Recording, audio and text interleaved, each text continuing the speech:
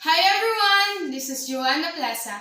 In this video, I'm going to show you how to cook a pancit bihon. So keep on watching.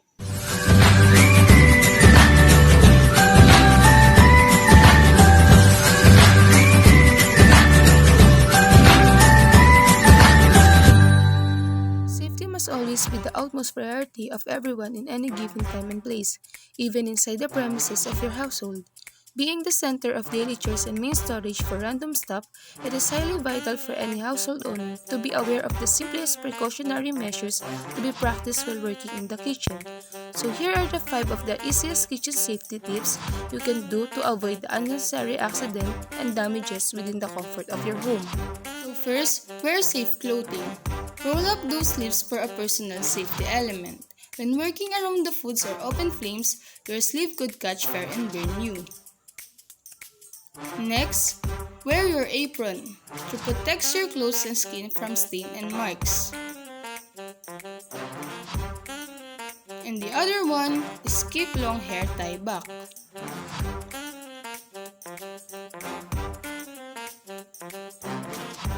Next tip, wash your hands for about 20 seconds with clean water and soap before cooking.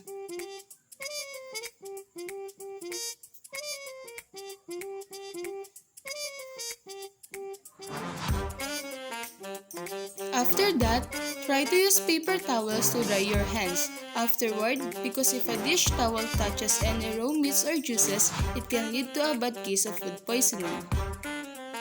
Third, store your knives and other cutting tools on a rack or a drawer. So the best way to store all of your knives is to pick the place that is not within reach of children, but it shall be somewhere that will be comfortable to you. If you have a rack or a knife holder, better make use of it.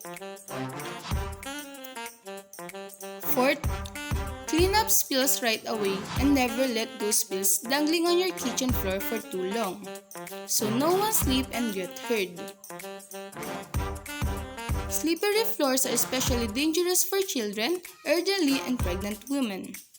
And lastly, make sure the stove and gas are off and never leave them unattended. Unattended cooking is the leading cause of home fires and injuries. Now, I'm gonna talk a little bit about the parts of the knife. The more you know about it, the knife you're using, the better you're able to use it. Not all knives has every single part, but they can certainly have the basic parts.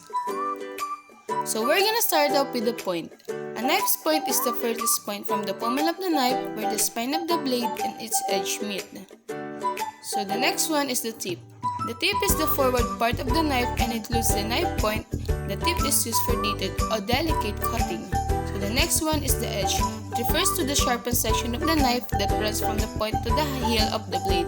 This is sometimes incorrectly referred to as the tip. However, the tip is a small section of the blade that sits just before the point. So the next one is the spine. The spine of the knife is the unsharpened back of the blade. Having an unsharpened spine is what separates a knife from a dagger, which has an edge on each side. Next one is the heel.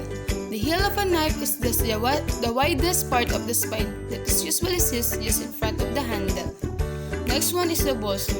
The bolster serves the dual purpose of strengthening the part of the knife where the blade meets the handle and also providing a small guard that stops your hand from slipping forward into the edge. The next one is the handle. The handle of a knife, sometimes referred to as the scales. It is just made of 2 pieces, can be constructed of a range of materials from plastic to their antler. The handles of kitchen knives sometimes come with the finger grooves for extra grip. So the next part is the tang. I will use another knife. This part here is called the tang. Now, in a really good knife, the tang goes all the time throughout the handle, or also called as a full tang, and the handle is created around the tang. This makes for a sturdier knife. So next is the rivets. Rivets tend to be more cost-effective handle fastening, and while they don't come loose used in the same way as screws, they make replacing a handle a lot more complicated. So lastly is the butt. The butt of the knife is the end of the handle, furthest away from the point. The butt is often curved so the user knows the orientation of the blade by feel. If the tang sticks out of the back of the handle, this is sometimes referred to as a pommel instead of a butt. Okay, so first things first. Before you even start chopping, you want to make sure that your cutting board is secure. A wobbly cutting board can result in your knife slipping and injuries happening. So an easy fix is to place a damp paper towel under your cutting board. You can also get a non-slip mat under the cutting board, and you can get a cutting board with grips. The next important thing is to make sure you're gripping your knife properly. If you put your finger on the top of the knife, if you hold too far back on the handle, if you have a dainty grip, those are the incorrect ways. You want to put your finger on your thumb at the very back of the knife and wrap your fingers around it. That way, you have a firm grip, and when you chop, you're going to be in control of what you're doing. It might uncomfortable at first, but with time, it becomes second nature to you. So one common mistake when you're chopping is to have all your fingers laid flat. As you can see, my fingers are in danger of getting cut off. You actually want to form a claw so that your fingers go in and the knife will hit up against your knuckles as you're chopping. So with this claw, your fingertips are gonna be protected the whole time. It's gonna give you support as you're chopping. Another common mistake is the slicing motion. If you just chop really aggressively down like this, you're not going to get a nice even cut. You really want to do a rocking motion. When you cut going back and forth with the knife, think about it like a wave. So now that you know how to hold the knife properly, I'm going to demonstrate a few common cuts that you see in our recipes. So we're gonna start off with the dice. So for an onion, which is probably the most common thing you're gonna dice, you want to cut it in the first right to the root end. And so the next step is to peel the outer layers, making sure that the root end is still intact. So with dicing, you want to make sure that the flat side is down, so it gives you the most stability. Making sure we have that claw grip, make a few incisions horizontally into the onion. Then you're going to turn onion towards you with the root side furthest away. And again, with that claw, make a few cuts vertically. Turn the onion again and use your knuckles as a guide. And you're gonna start chopping along. And just do the same nice chopping wave motion.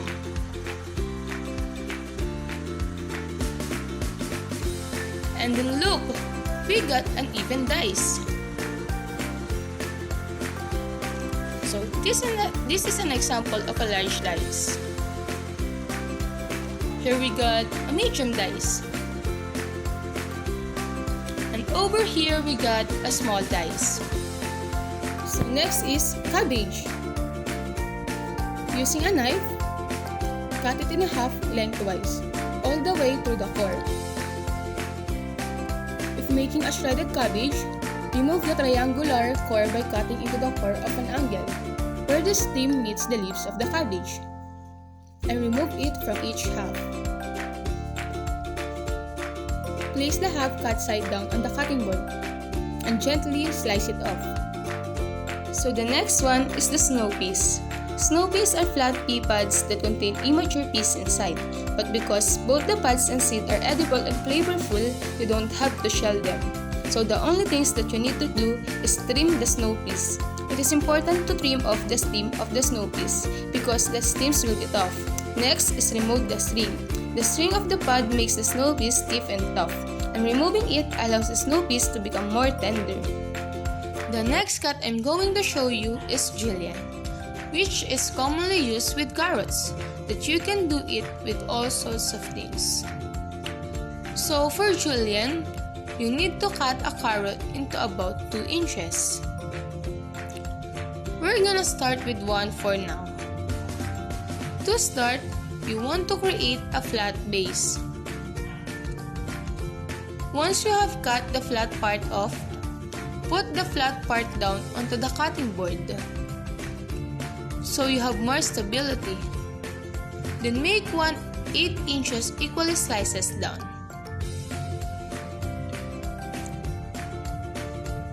Next is stack the carrots up like building blocks. Or you can also divide the carrot stacks up into the two parts, so it's a little easier to manage. And again, you're gonna make equal 1/8 of an inch slices down, and you should get this beautiful equally sized matchstick. Julienning is not a super common cut. You primarily see it in a raw preparation like slaw or something like a quick pickle. It's a really great because it would not want a huge bite of pickled carrot, but with a julienne or a matchsticks, it's just the right amount of thin. So the next thing I'm going to show you is the green beans, also called as a bagu beans. So like in a snow peas, trim off the beans both sides, and also remove the skin. With your claw grip, gently slice it diagonally. And that's it, a simple and easy cut. Before we start cooking, it is important to set out all of our ingredients in its place, or we can also call it as a mise en place. Mise en place is a French word meaning everything in its place or set in place. The purpose of mise en place is to allow us cook in the most efficient way without having to stop, and also to help us to be organized, effective, and confident cook. In order for us to make a pancit bihon, we need these following ingredients. First, our bihon noodles. Next, oil, garlic, onion, mixed vegetables like snow peas, bagu beans, carrots, cabbage. We also need a soy sauce, fish sauce, oyster sauce, but it's optional, pork nor cubes, pepper, a sliced pork, and also a pork broth. So let's get started. Place a medium-sized pan on a burner over a medium heat. Add some little oil, and then add the sliced pork. Then let cook for about 2 minutes. After that, remove the pork.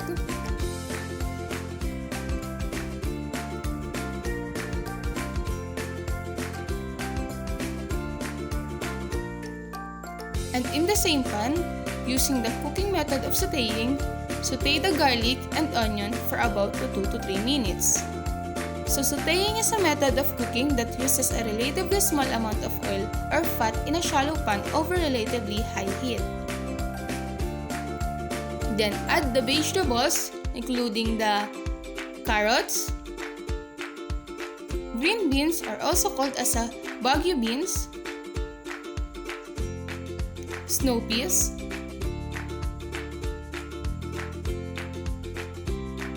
and also a cabbage. And then stir fry until the vegetables are soft but still yielding a little crunch. So stir frying is another cooking method. It is similar to sautéing but amplified. With stir frying, the heat is higher and the action is faster. And then add some of oyster sauce and pepper to taste.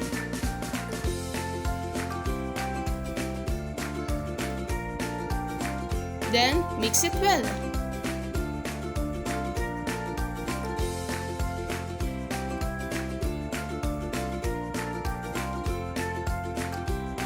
Add the fried pork,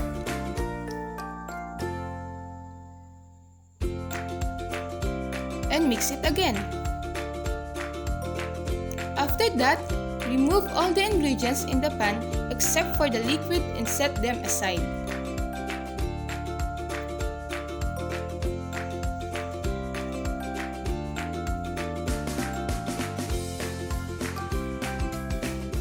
In the same pan, add the pork broth and add at least 5 to 6 cups of water.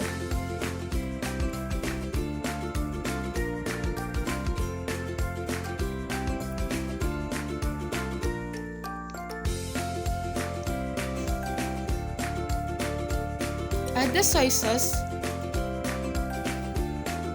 the pepper, the fish sauce,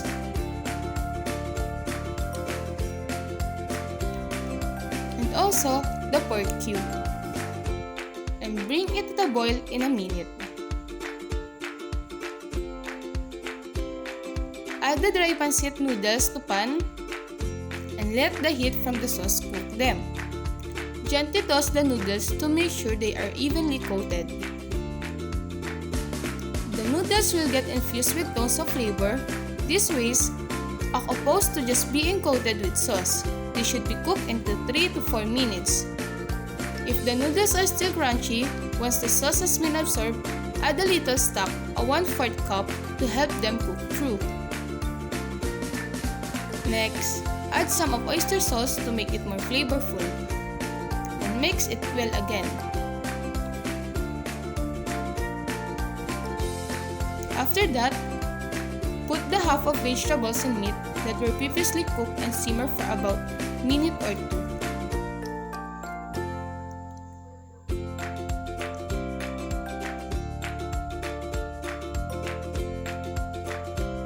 And if it's ready, turn off the heat and transfer the dish to a serving bowl.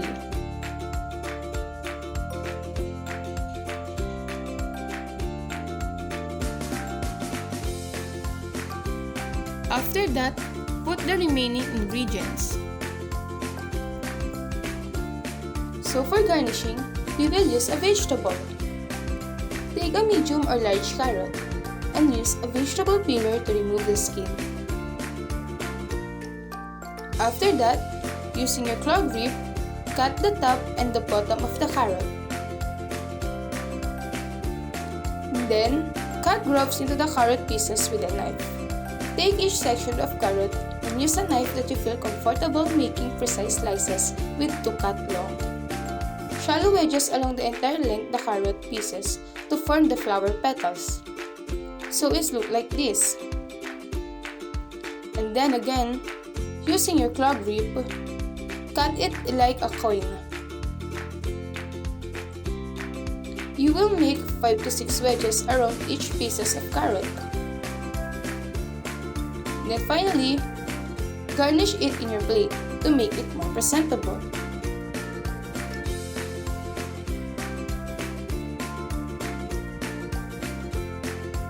Another thing, we can also use the snow peas for garnishing. Just simply garnish it around the food.